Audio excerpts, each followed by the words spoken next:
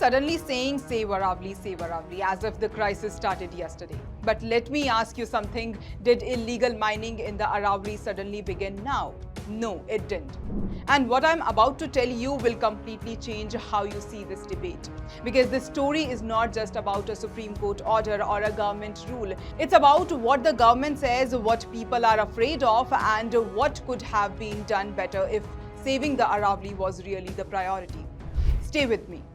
Illegal mining in the Aravali range is not new, not 2025, not even 2015. This problem has been going on for decades. In fact, environmental experts and activists were warning about mining damage in the Aravali as early as the 1990s. So the question is, if mining was already happening, if hills were already being cut, and if courts already knew about it, then why has this issue suddenly exploded now?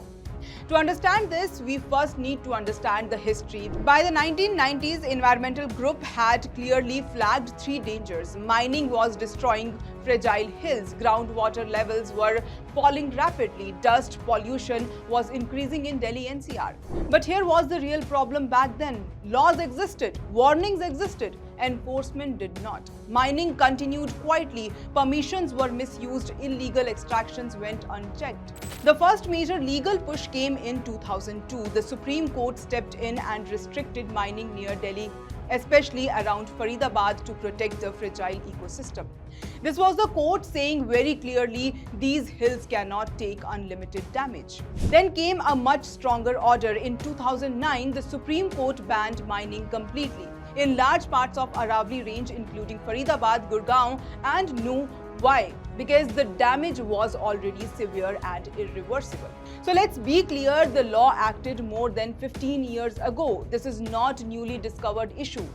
Even after the ban, illegal mining continued, unregulated extraction continued, hills kept disappearing slowly and silently. Now comes the 2025 debate, the 100-meter rule. The government proposed and the Supreme Court accepted a new technical definition of the Aravali Hills. According to the rule, only landforms that rise 100 meters or more above the surrounding ground will be officially called Aravali Hills. The government's argument is this: the Aravali range spread across multiple states over decades. There has been confusion about what exactly counts as an Aravali Hill. A uniform scientific definition was needed to avoid legal ambiguity. The Environment Minister also says the rule does not mean open mining everywhere. Areas already declared as forest land, protected land or eco-sensitive zones remain protected. The Supreme Court has not deregulated mining. In fact, the court has frozen new mining leases, ordered scientific mapping, tightened monitoring to stop illegal mining. According to the government, around 90% of the Aravali region is still protected under existing laws.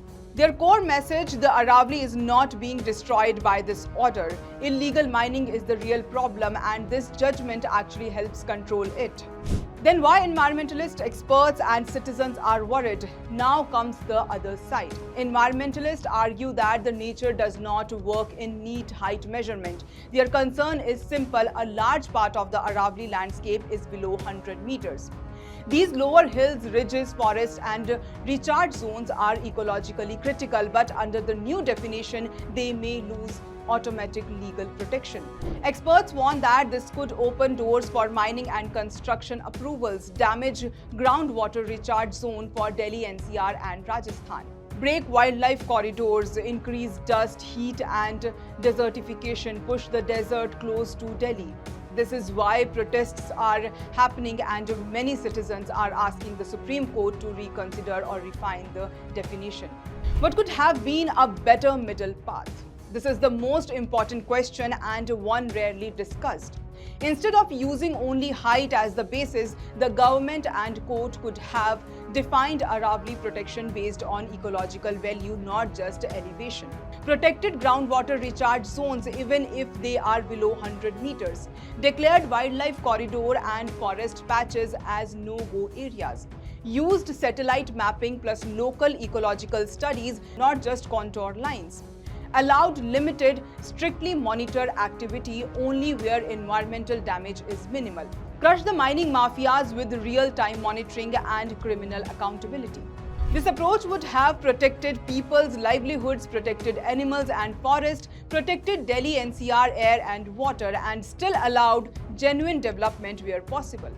This debate is not black and white. The government says the order brings clarity, not control. People fear it weakens protection on the ground. The real enemy remains illegal mafia-driven mining. The real question is not who won the case. The real question is, will the Aravali be protected in reality, not just on paper?